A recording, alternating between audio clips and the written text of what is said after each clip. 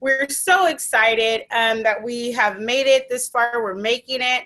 We're managing moment by moment, day by day. And so today I have two dear and special guests with me, Ariana Michael and Ya Owusu. Hello.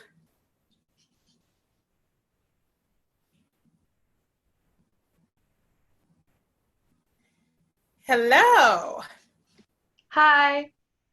Okay, so thank you for joining me today. Can you please let the viewers know who you are and what you do? Hi, I'm Adiana Michael, and I am Youth Senate President for the BSCU, or Black Students of California United.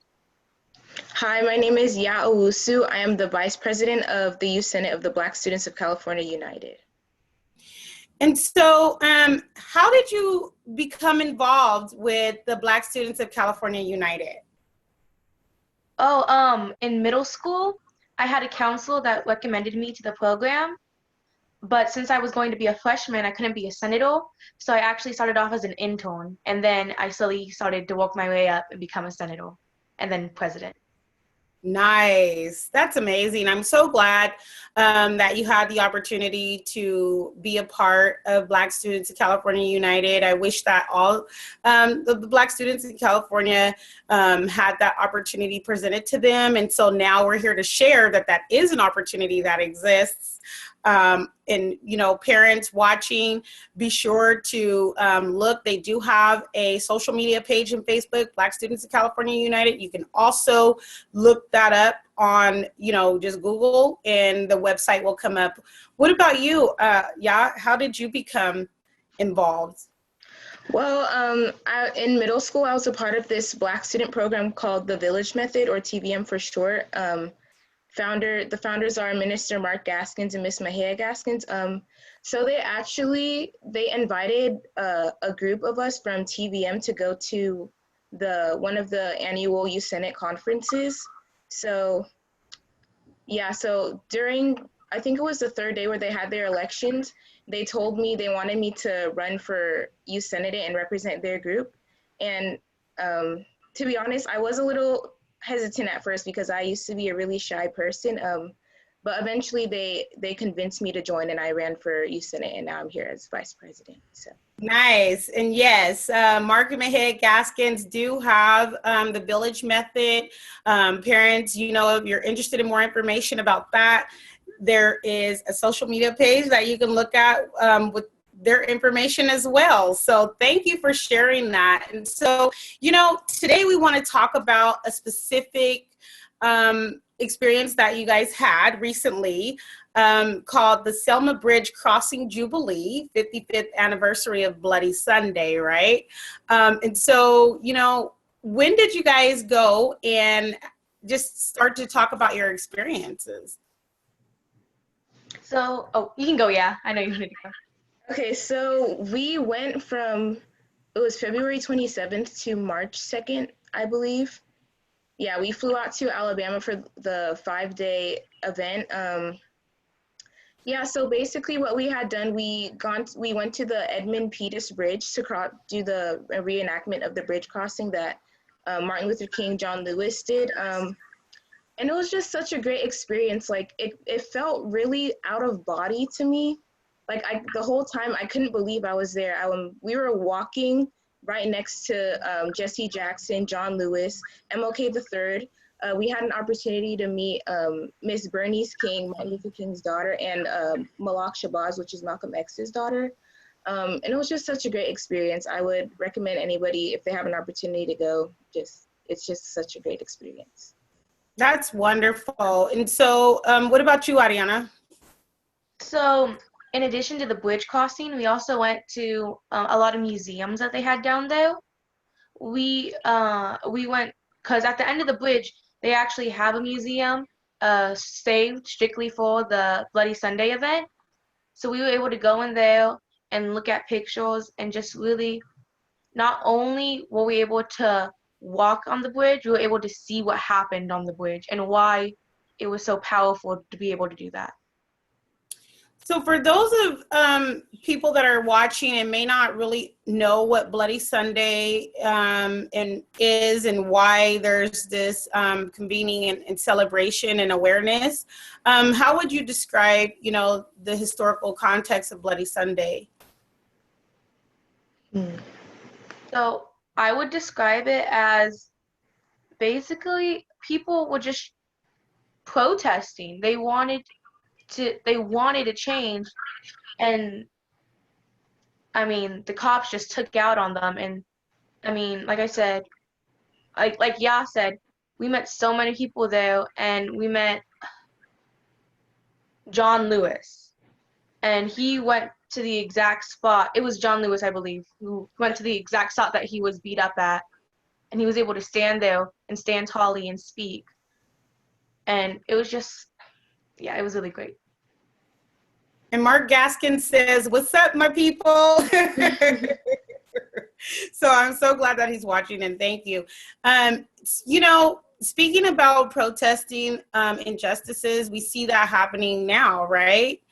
And so it's very important to understand historically that these things have been taking place. It's not just something that just is isolated as an incident. And, you being able to go to that Jubilee on the Selma Bridge crossing anniversary, 55th anniversary of Bloody Sunday, got you to see what you've learned about history in the past and apply it to now, right?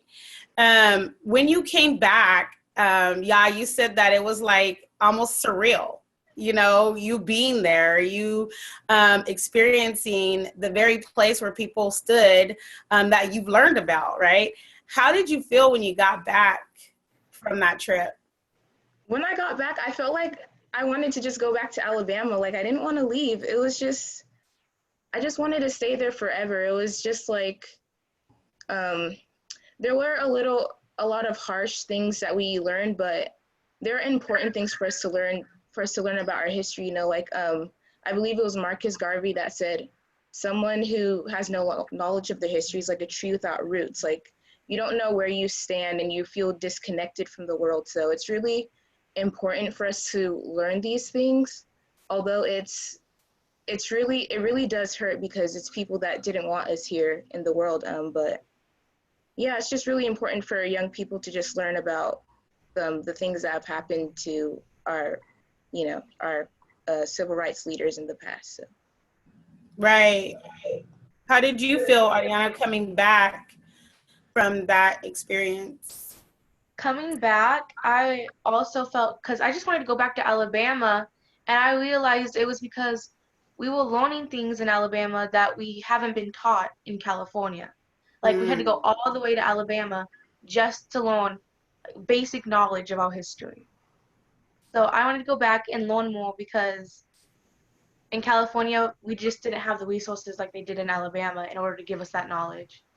Right. And I totally agree that, we have a lot of things happening in California, but the historical context about what has taken place, with Black people is not presented amongst that biodiversity, amongst that major diversity of what is offered, especially in schools. And so that's why it is so important for you guys to know the history, to be able to experience the history, and also be able to share it, right? Because we realize that no one's gonna just readily just say, hey, now we're gonna teach the truth about what has taken place historically. And so how are you guys, are you ladies sharing this information?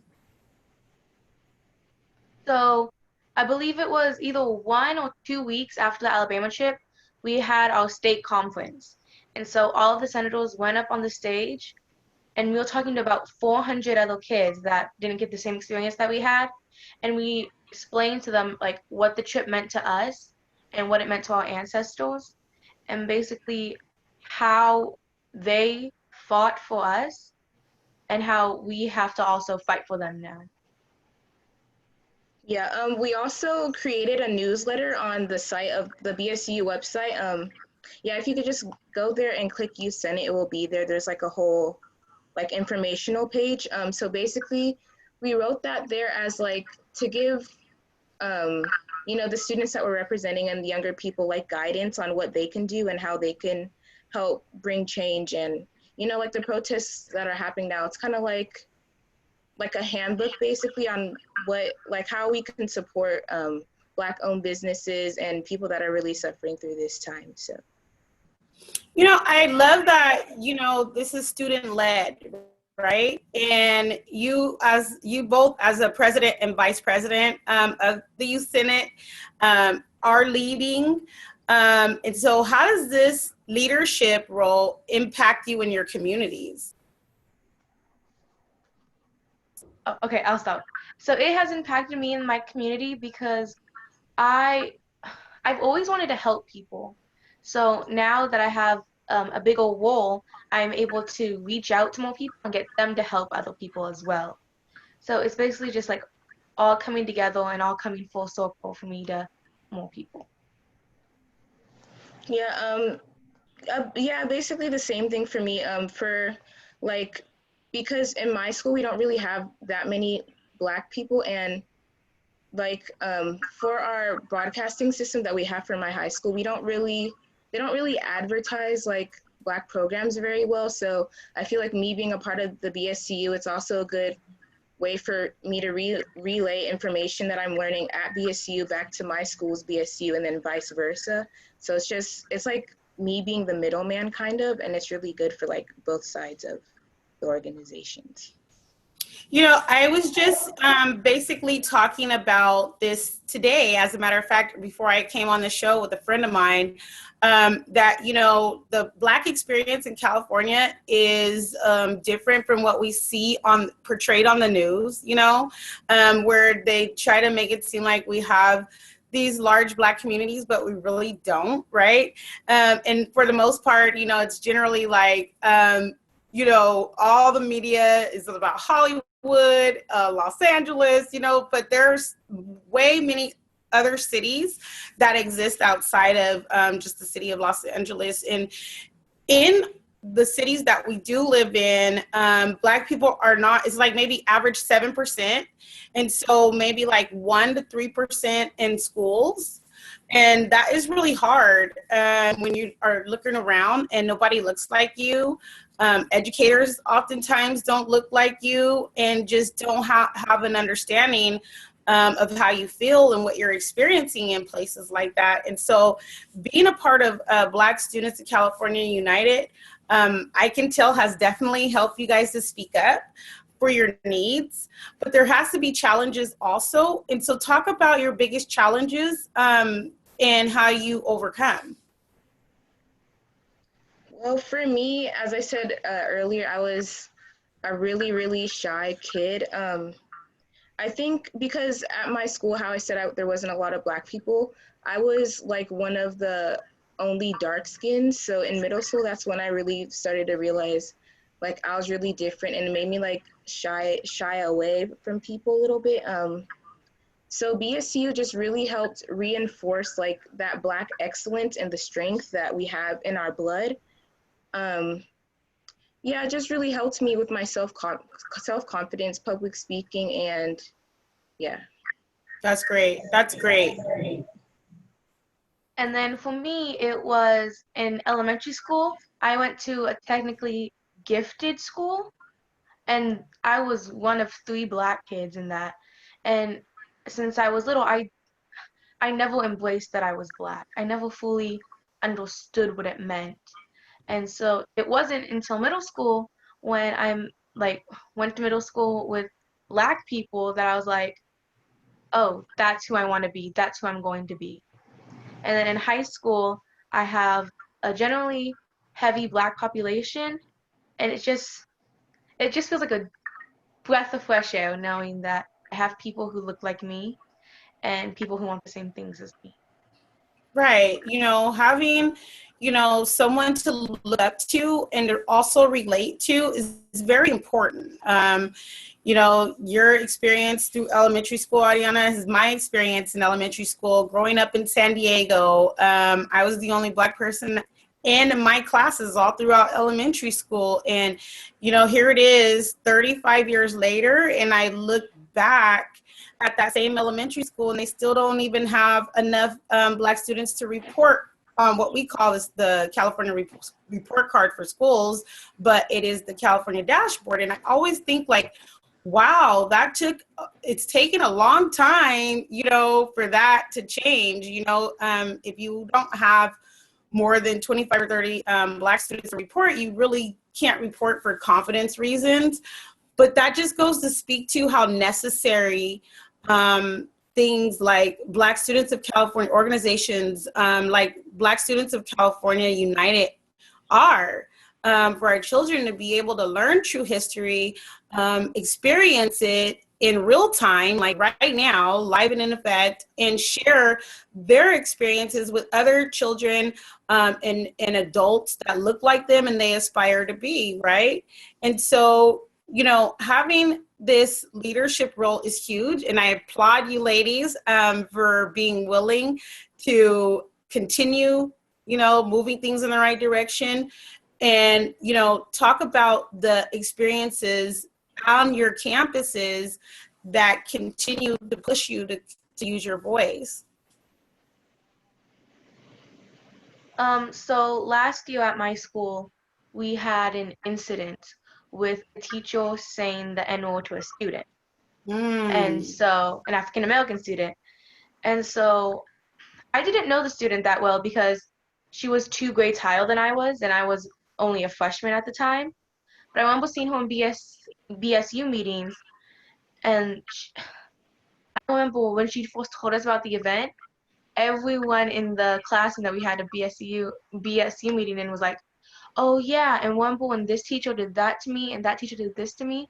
So it's like, it's not just one thing, it's not one little thing, it's just a lot of people, and that needs to be fixed in my campus. And yeah, that teacher got suspended, I believe, but what about all the other teachers? It's like, we still have more to go, and we still have to fix the school.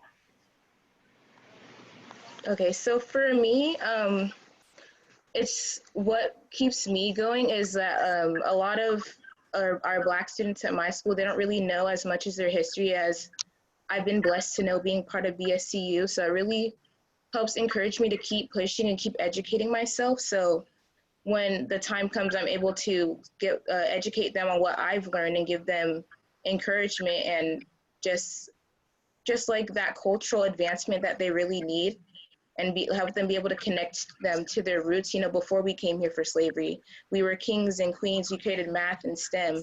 So I want to keep on educating myself so that I can educate them as well.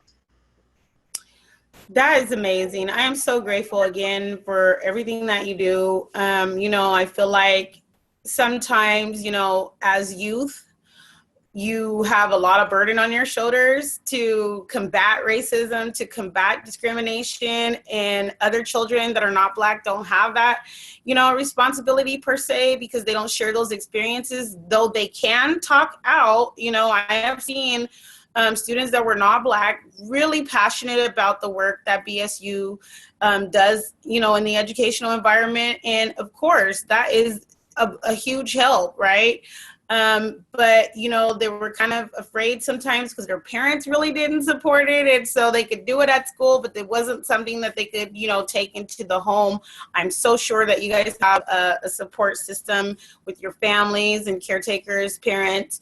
And so that plays a huge role in your ability to feel confident and go out and do what is necessary for students that look just like you. What do you guys have upcoming that you might want to share? So we are currently working on a public statement for like our demands and basically what we expect to happen as a result of these protests that are happening. So we're all getting together and just reflecting on the situation that's going on and brainstorming solutions that, you know, that can just help everything that's going on, just help advance Black youth. Also, there has been talk about a march going on in Washington, D.C. in August. So the BSCU is trying to raise money in order to get all senators to go. But with COVID and everything, we don't know exactly how that is going to play out. But we're trying. We're trying to get there. You guys will get there. I am so certain. Very motivated, very ambitious, bright young ladies. And so I see, Ariana, in your background, a UC Merced flag. Is that where you want to go? Yeah, if I stay in California, yes. I've told the campus numerous amount of times, and I really like it. And they have a good computer science program, which is what I'm passionate about. So UC Merced is definitely on the top 3 for me. What about you, Yacht? Where are you aspiring to go to college? I'm thinking Cal State East Bay or UCSF, University of San Francisco, because they have a really good nursing program, and I know that I want to do something medical as my major, so I'm really looking into those 2 colleges. You know, that's huge that you all know exactly what you want to be and are working towards that goal, because typically when we see that people don't know their true history, it's dictated, to you, right? And that directly affects where you're headed, right? We're talking about lifelong learning experiences that you face, but facing those experiences and challenges with confidence and resilience, right?